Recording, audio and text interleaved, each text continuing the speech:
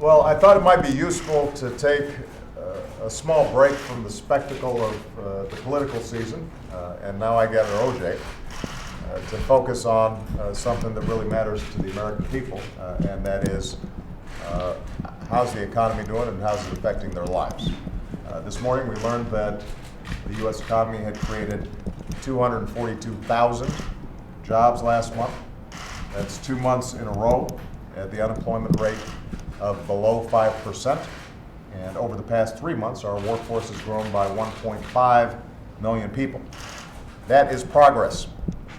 Overall, America's business has now created new jobs for 72 straight months, 6 straight years of job creation, 14.3 million new jobs. In fact, our businesses have created jobs every single month since I signed that job-killing Obamacare bill. Think about this.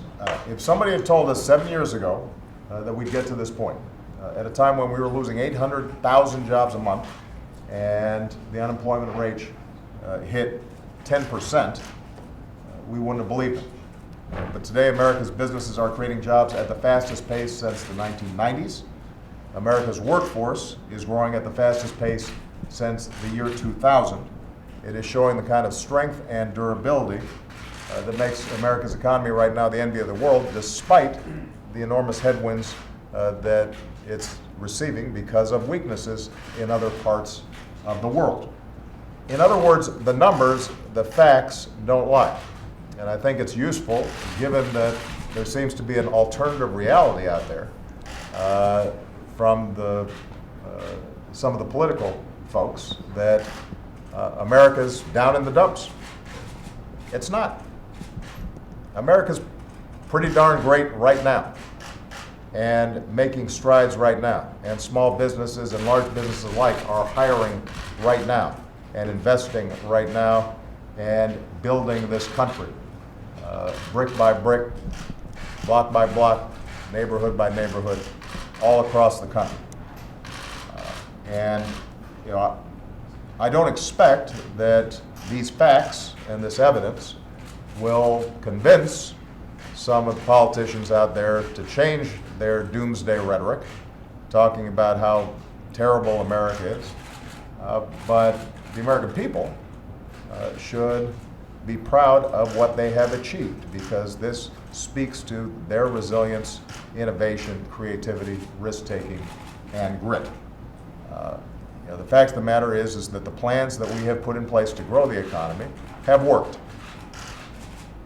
They would work even faster if we did not have the kind of obstruction that we've seen in this town to prevent additional policies that would make a difference. And there is going to be a debate going on around the budget in the coming months.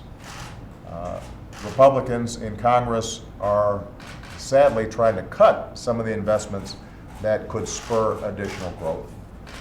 They are blocking things like an increase in the minimum wage or more robust investment in jobs, training, infrastructure, education that can continue to lift up wages and incomes. An area, by the way, where we are not seeing the same kinds of pace that we want to see, and where if we're working together we could be making a difference. That's what we should be debating. That's the debate that is worthy of the American people.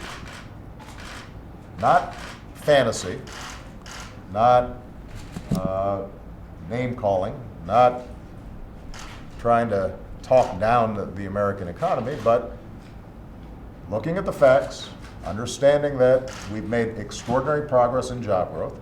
How can we continue to advance that? How can we make sure that people are successful in climbing the ladder of wage and income growth over the coming years? How do we make sure that we make this economy grow even faster?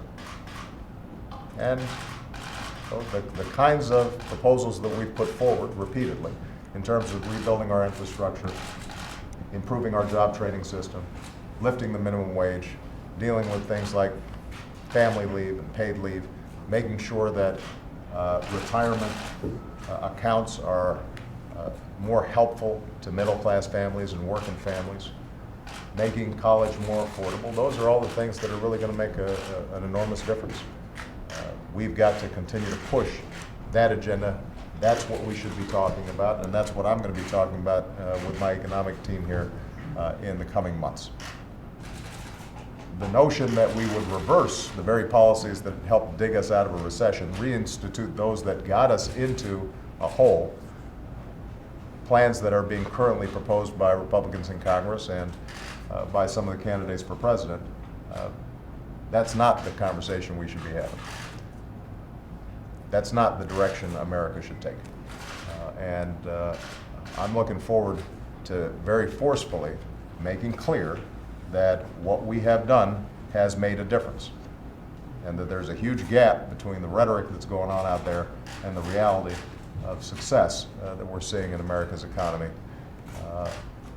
even as we acknowledge that there's more work that can be done to make sure that everybody is benefiting from that success. All right? Thank you very much, everybody.